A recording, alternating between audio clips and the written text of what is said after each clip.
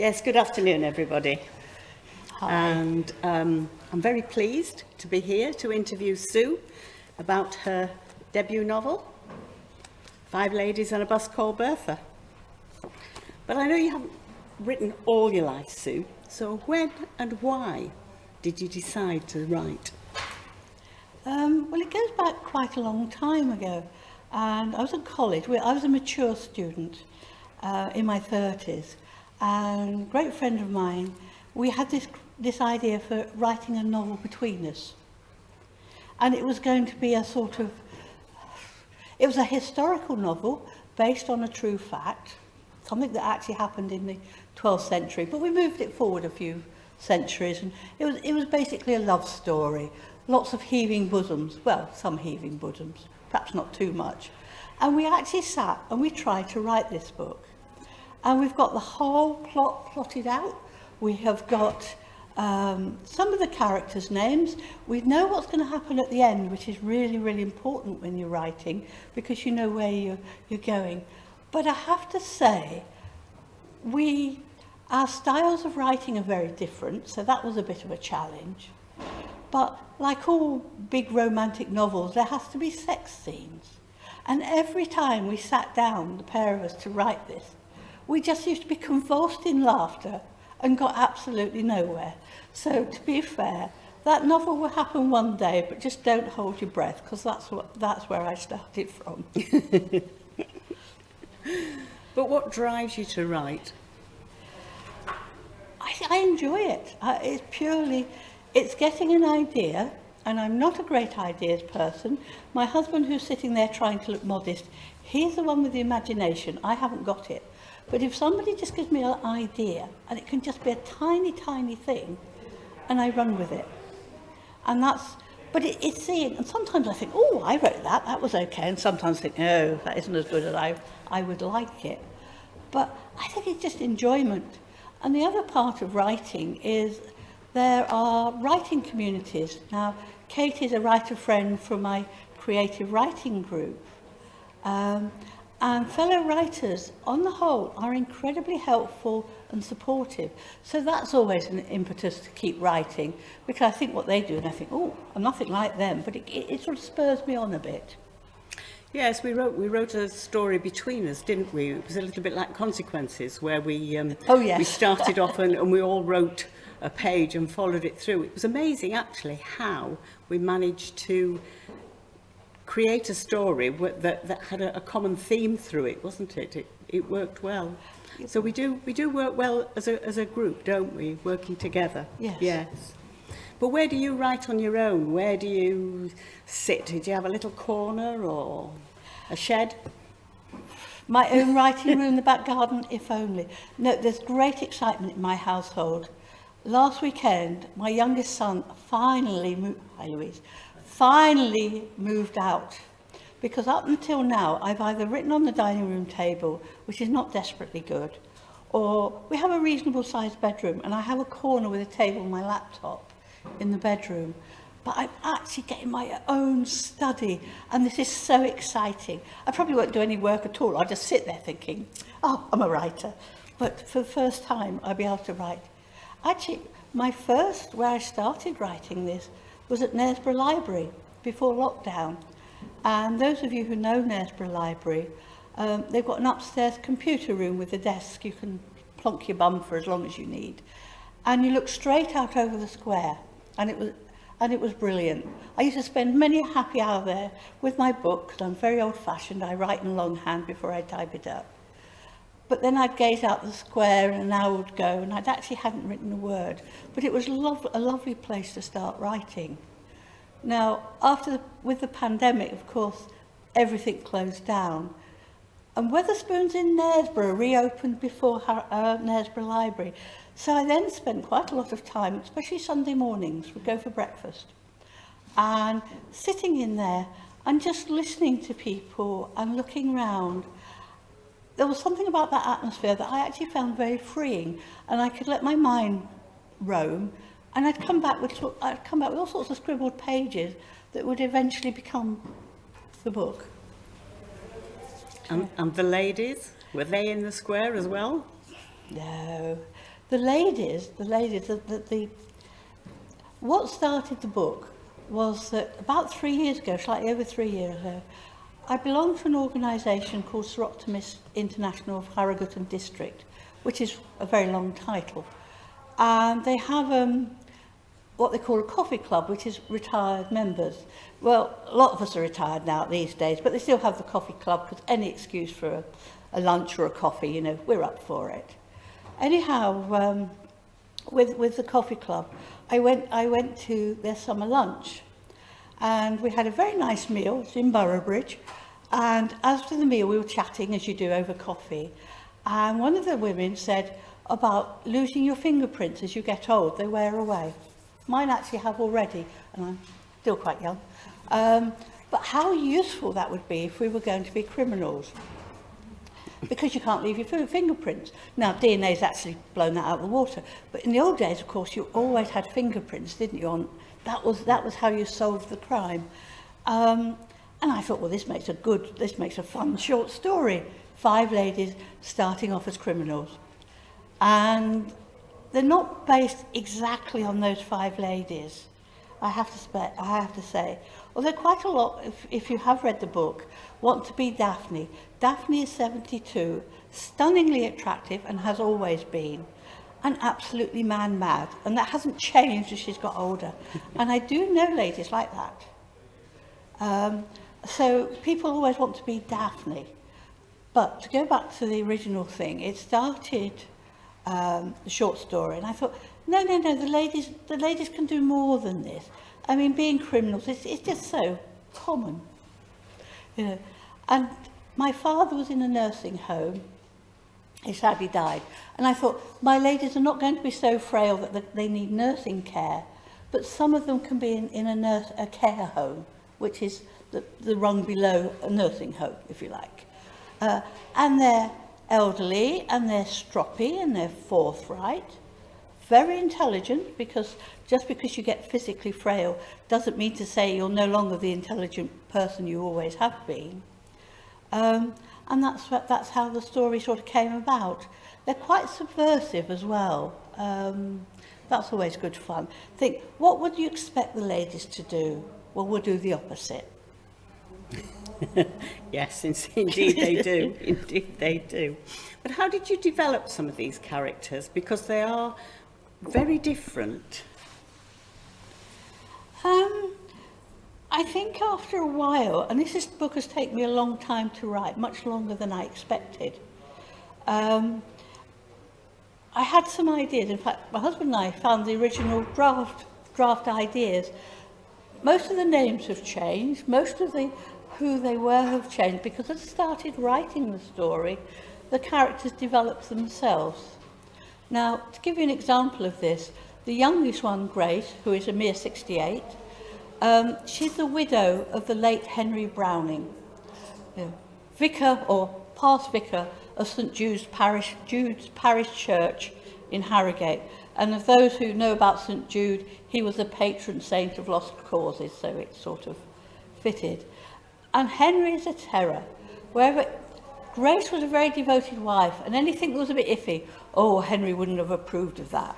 It's like the theme going through. Oh, Henry wouldn't have approved like that. And we had the idea that Henry actually was quite controlling and quite nasty. And then, as the story developed itself, actually Henry wasn't nasty and controlling. He was very obstinate and very puritanical, and didn't anything fun he was definitely against. But he was a very devoted husband, and so that character, although he's a dead character, he has a part to play, and his character changed over the course of the book. So that's how the characters develop. That's Grace. Grace, I have to say, flowers from being a put-down vicar's wife to getting up to all sorts of things that sometimes she struggles with her conscience. Ooh, Henry might not approve of that. But there again, what harm is it doing? Daphne's quite a curious character. I do know ladies who are very attractive, love men, love sex, love everything else, have been married several times and just enjoy life. Well, that's easy enough, but you need more than that for a story.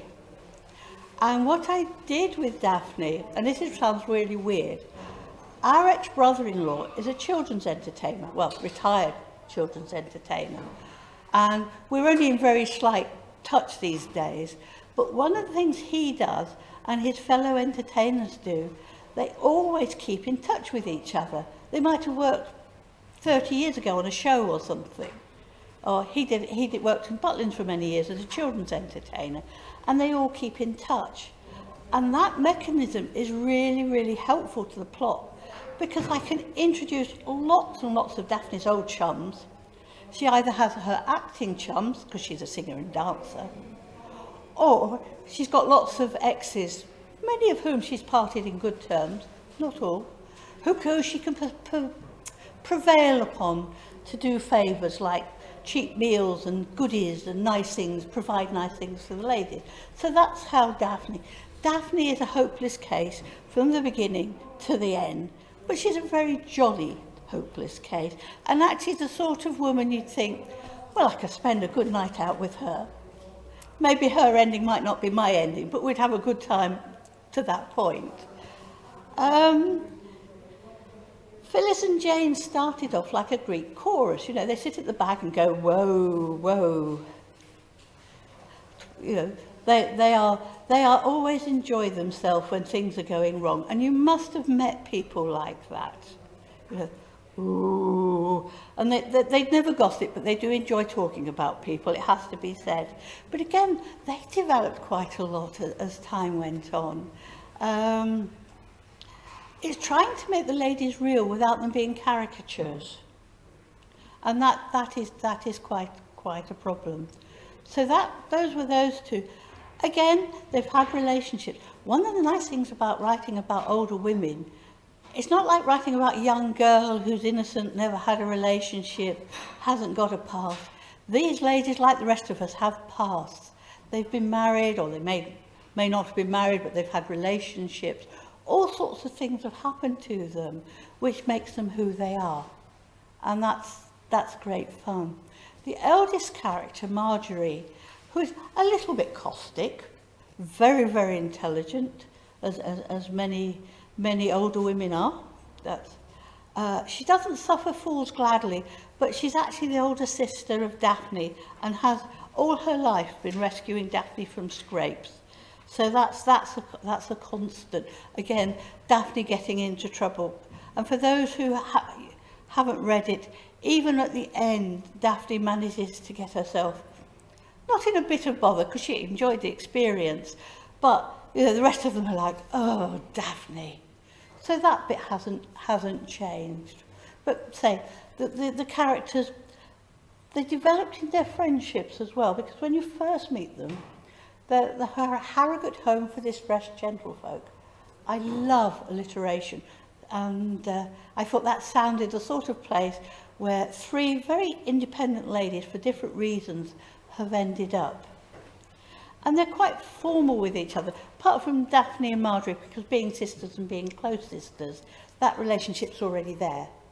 But they're sort of a bit wary of each other, because they don't, even though three of them live in the home, and Grace comes to visit as the vicar's widow, she still comes to visit the residents in the home, that actually they're quite, oh yes, well, we could do this, you know, a bit hesitant. By the time they even get to the first trip out, they're bosom buddies. They're having a great time, they're up to mischief, life's a breeze. So that's how it develops, really. And there's plenty of gin and tonic. And champagne. Which eases the relationships no end. Yes. Well, yes. And they do travel around a lot. So was there something particular about the places you chose for them to visit? I have to say, all the places that they go to Scarborough. Well, I've worked in Scarborough. I know Scarborough really well. I love Scarborough. So that had to be the first one. They also visit Whitby. I love Whitby, I've worked in Whitby. And then they go to Scotland and Cornwall. And these are all places that I know very well.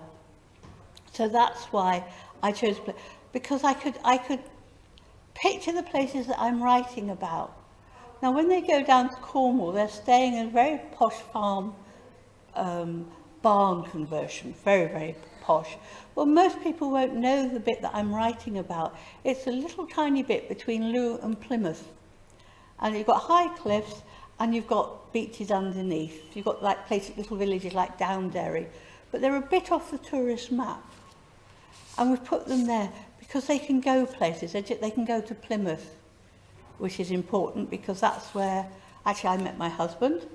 And we were in the Navy together, so Plymouth is a very special place. But after nearly 50 years, it has changed a little bit. We have gone back. We've had some lovely holidays in the Highlands of Scotland. Now, you won't find the McAllis Glen or the McAllis Glen Hotel, but there are lots and lots of beautiful parts of Scotland with lochs and grand mouldering Victorian hotels that were once huge houses and now are sort of turned into hotels where the owners are desperately trying to make them solvent. So that's part imagination, part knowledge of the geography of where we are. You're very good at dialogue in your book. Your dialogue reads really well. Thank you. Is that something that's practiced, or is that something that you learnt when you were a student, or does it come naturally? I hesitate to say it comes naturally, but it's like, I think, what would the ladies say? And just write it down. Dialogue to me seems quite straightforward, but I know some people really, really struggle. And it's like listening to people. You just sort of sit there, you listen to the sort of things they say, not in a creepy way. I'm not trying to freak anybody out, but you just listen to what they say.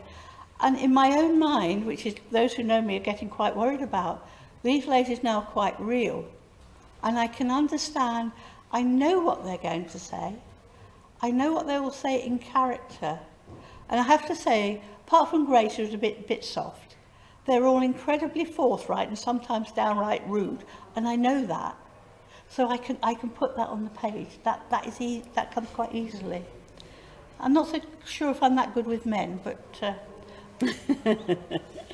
More practice. More practice listening to men. Listening to men, yes. Oh, that'd be novel. Yes. You've written other things, though, besides about the ladies, haven't you? I have. I've written a child protection textbook, which is totally separate, but obviously much more serious, just a short, very easy read textbook. And as part of the U3A writing group that I belong, we produced an anthology of stories and poems and things. And a couple of stories that I did do were spoofs of early 19th century novels. So I did a short story that was a spoof of Wuthering Heights. And then I did a second one, and I didn't call it Return to Pemberley because somebody had already naffled I think it was P.D. James actually, had already naffled the title, snaffled it, about what really happened. Never mind what the authors wrote in the 1800 or whatever. This is what really happened. And needless to say, it was quite comic, because that's what I enjoy writing. I enjoy writing comedy. It's fun. But I can be serious if I really have to. But as writers, we all read as well. What do you enjoy reading? Oh, my tastes have changed over the years. I mean, when I was a child, my mother used to say I'd read the toilet paper if it had anything printed on it. And that's absolutely true. I'd read anything and everything. And even probably well into my middle age. Now I'm much more discerning. I like whodunits, but not too cosy crime. If it's too cosy and too obvious, then I find it, no, don't like that. I like historical stories. I'm not into blood and guts and violence. I don't like that. It's the same with crime novels. I'm a great Agatha Christie fan. You had a nice body dead in the middle of a library, no mess, no fuss. I don't wish to know the mechanics or the mess. And then Miss Marple or Hercule Poirot goes out to solve it. That's my sort of whodunit. Yes. Sensible stuff. But I do read a lot of biographies. That is my other. I find other people's lives fascinating. I'm quite picky these days with what I read and how I read it. So, yeah, that's what I read. So how about giving us a little taste then of what these ladies get up to? How are we doing for time? Right. What I've done for this afternoon is I've chosen a small extract from the book where the ladies are up to their best behaviour, shall we put it. They're actually staying in this mouldering hotel in Scotland, having a very nice time. And they take themselves off one evening to a restaurant that has been recommended to them. And this is just a couple of pages from that. Remove my sticky bit so I can read it. The Weedram restaurant promised Scottish fine dining in an elegant setting by the side of the loch. The ladies sat down and perused the menu. Have whatever you want. Jane waved her hand expansively. There's plenty in the kitty. I'll have a prawn cocktail to start with, said Grace eagerly. That's not very exciting, said Daphne. Why don't you try something a bit different, like oysters? I like prawn cocktail. Grace was not going to be deterred. A good choice, madam, and Chef has his own version, which is very popular. The waiter smiled at her. Smoked salmon with a nice bottle of Chablis to start with, please, followed by the venison casserole.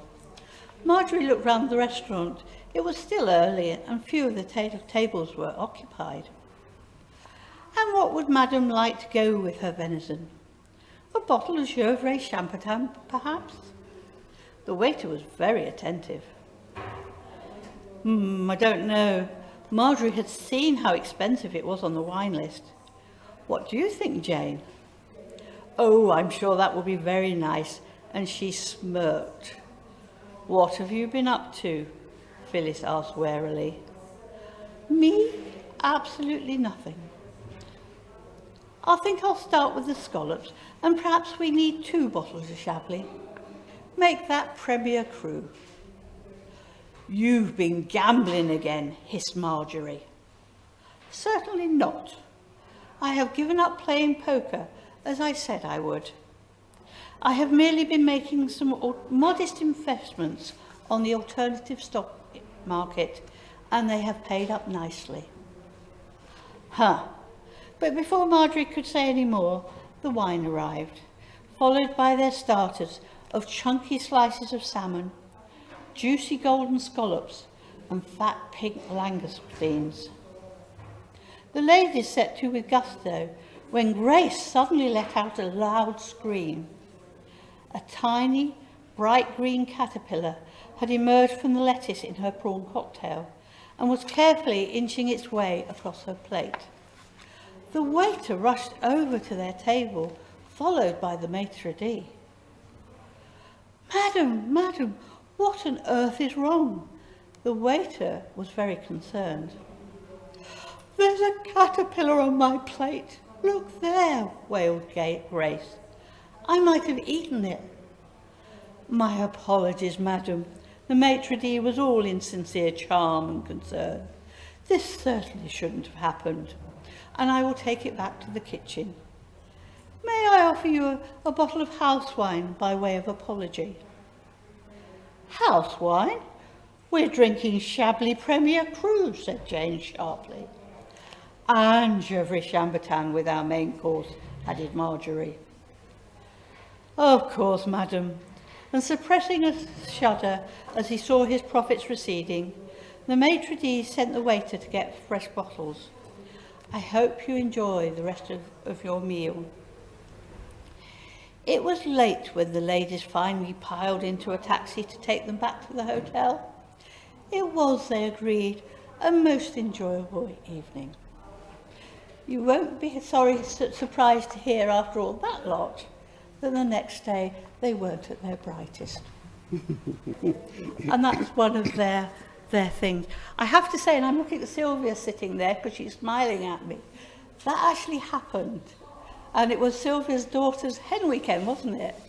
And we were in London, and we went to the Oxo Tower, the restaurant in the Oxo Tower, which at that time was one of London's top restaurants. Beautiful table, sitting out, looking over the Thames with the lights twinkling.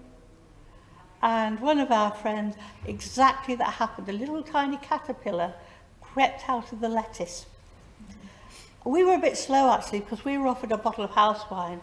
And I remember I said, oh no, we're drinking Chablis Premier Cru. We didn't get the second bottle, but it was probably fair to say that even the free bottle was more than we needed.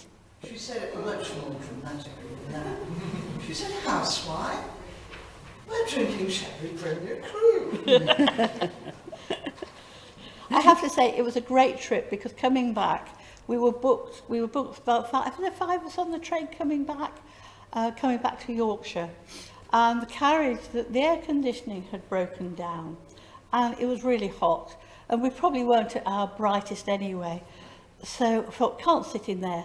So I dragged the youngest of our group with me, and I found the guard, and I said, we're sitting in this carriage, and sort of gave her a nudge, stick your stomach out, because she was young enough to get away with it. Look, and my friends, you know, she's very delicate at the moment. She's going, oh. I can't remember how old her children were, but certainly beyond that age. And he looked at us and said, well, if you all sit there quietly and don't make a fuss, you can sit in first class. It was just that sort of weekend. It was great. But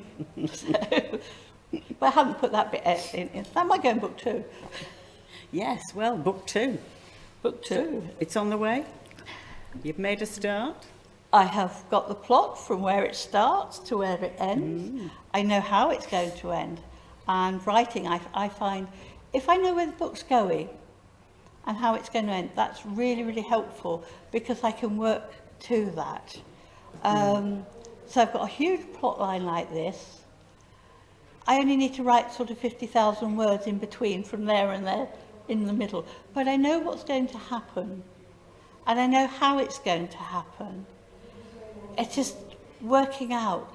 But sometimes you can do daft things. It's like Jed and I have started this exercise class for those of us who are not fit.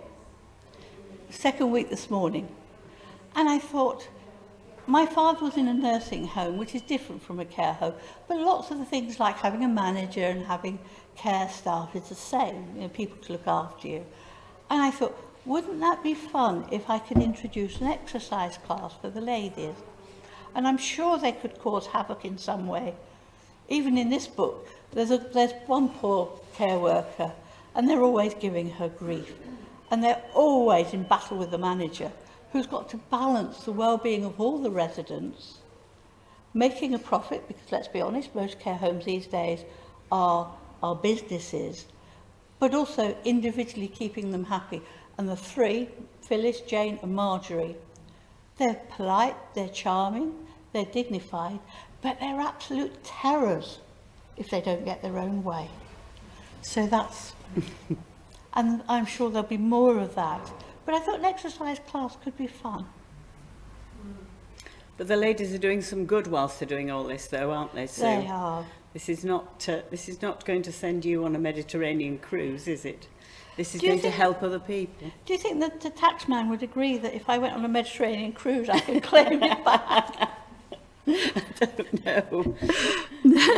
You want to tell us about who they're helping?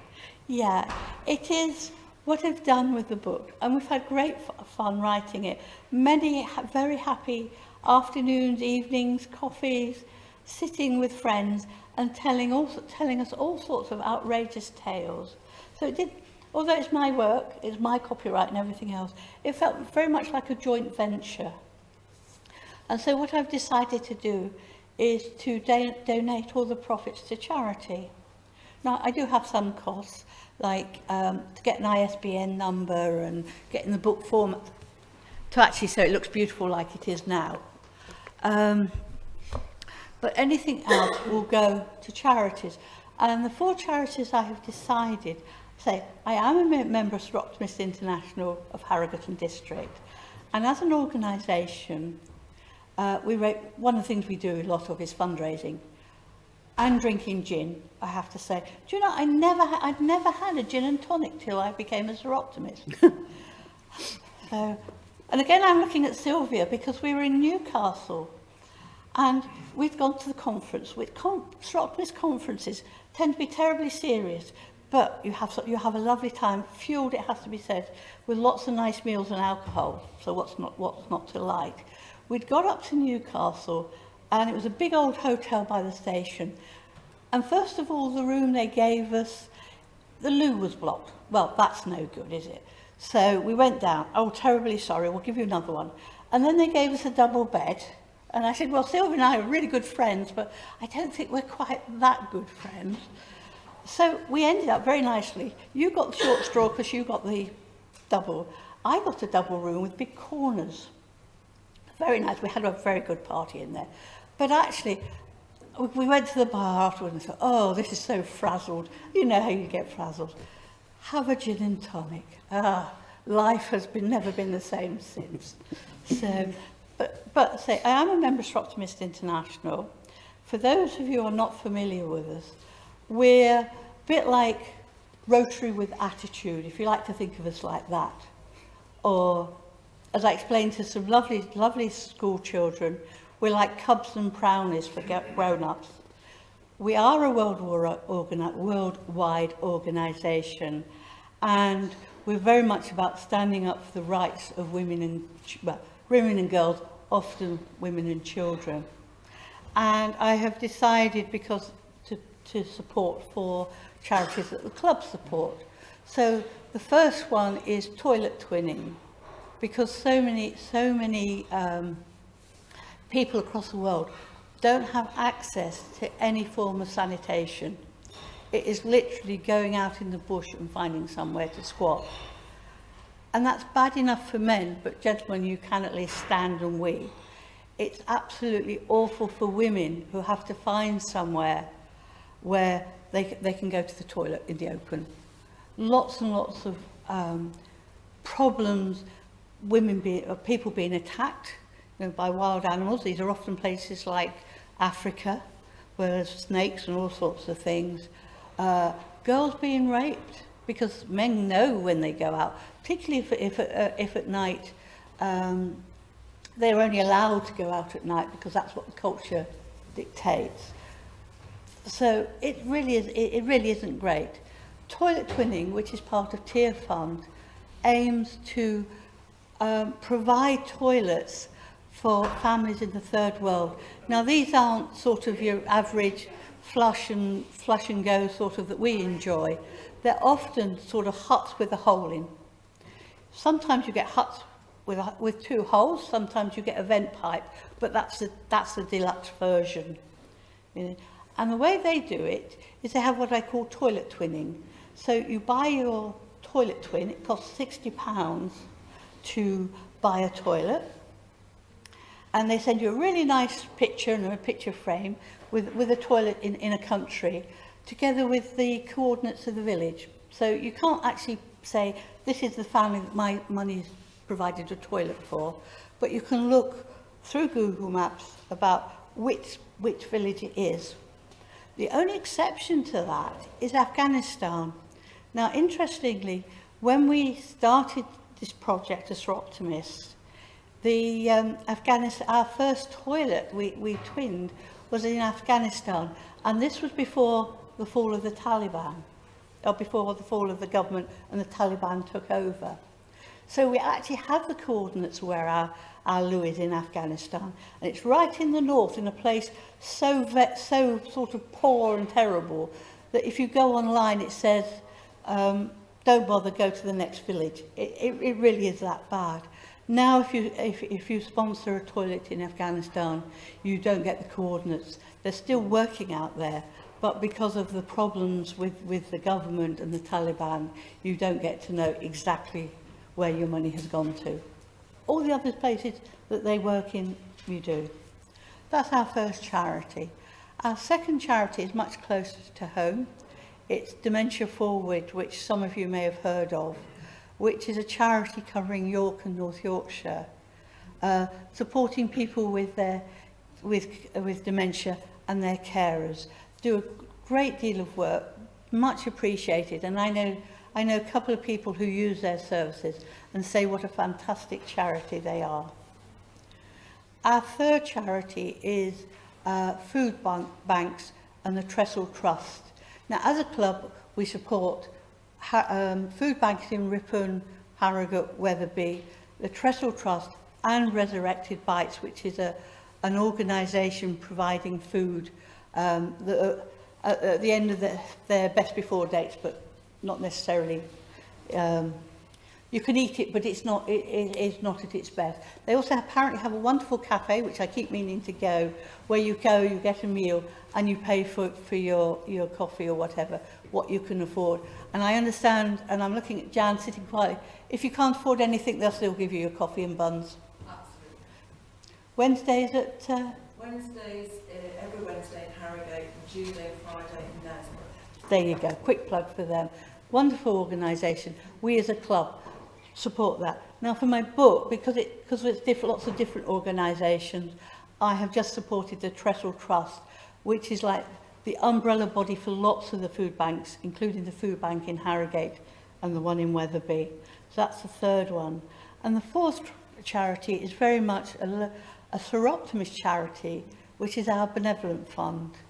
Because like everybody else, Seroptimists can fall on hard times, you know, sickness, disability, poverty, whatever.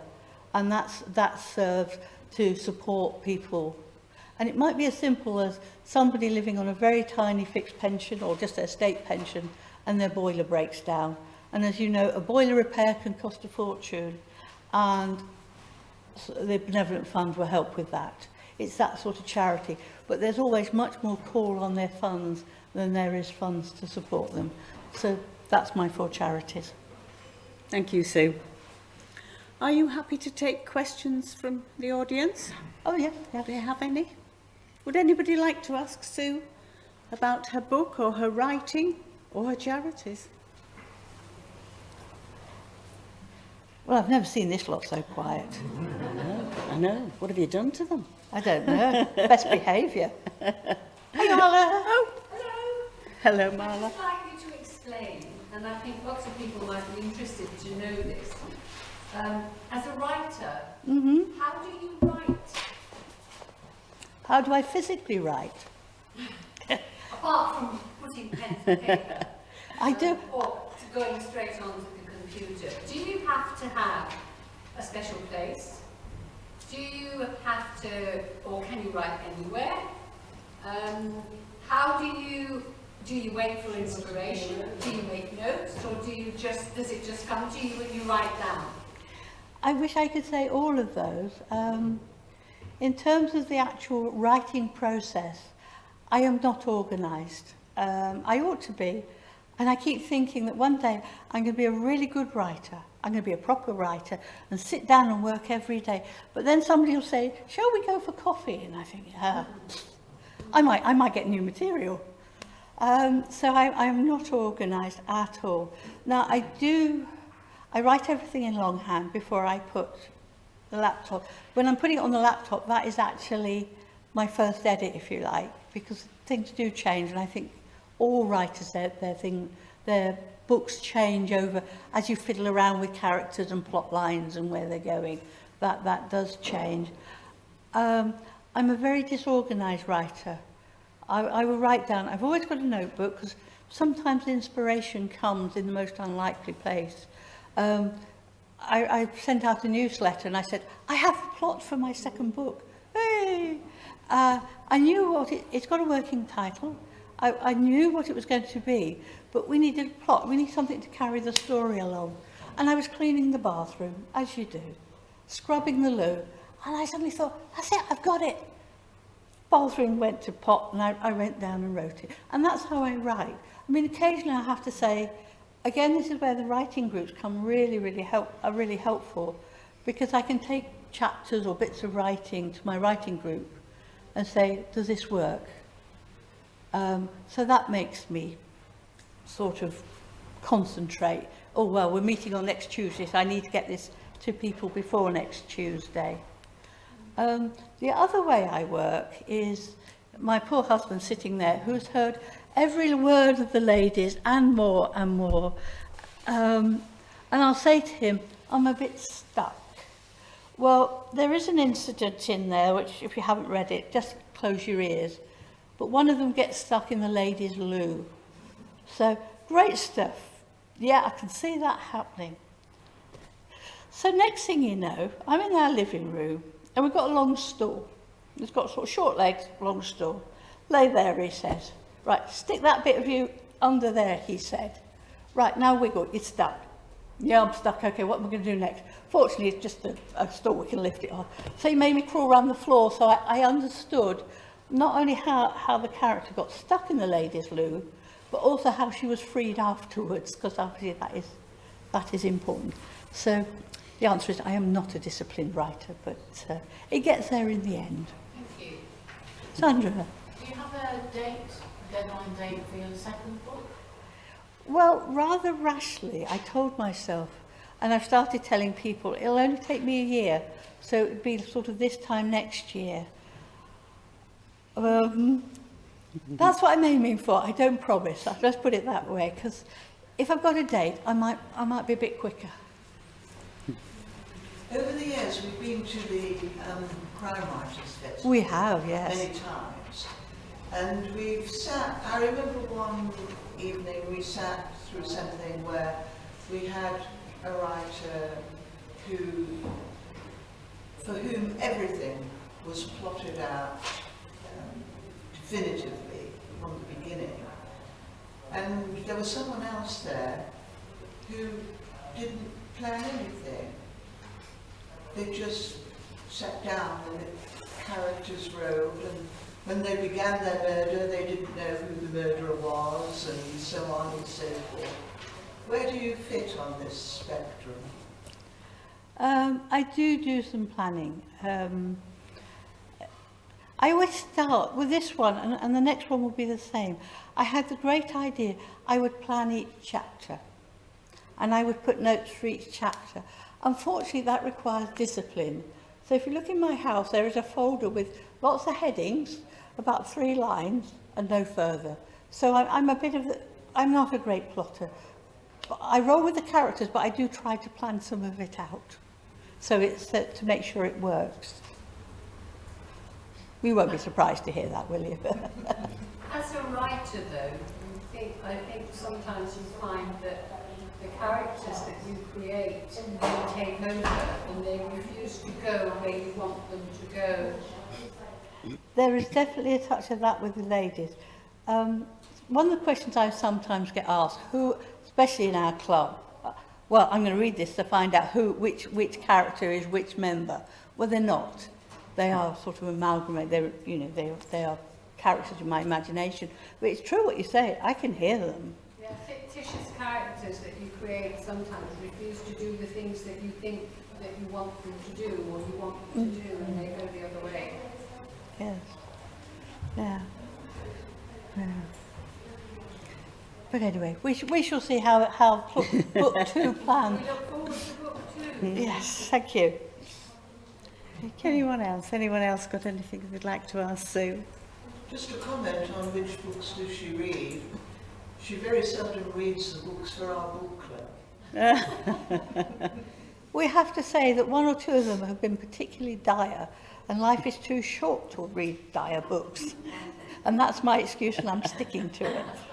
Yes, that's something that Jackie and I in another book group recognise. Life's too short. Yes. Yeah, thank you very much. I think We're done. we're done. Yes. So thank you very much for coming. It's been lovely to see you all here.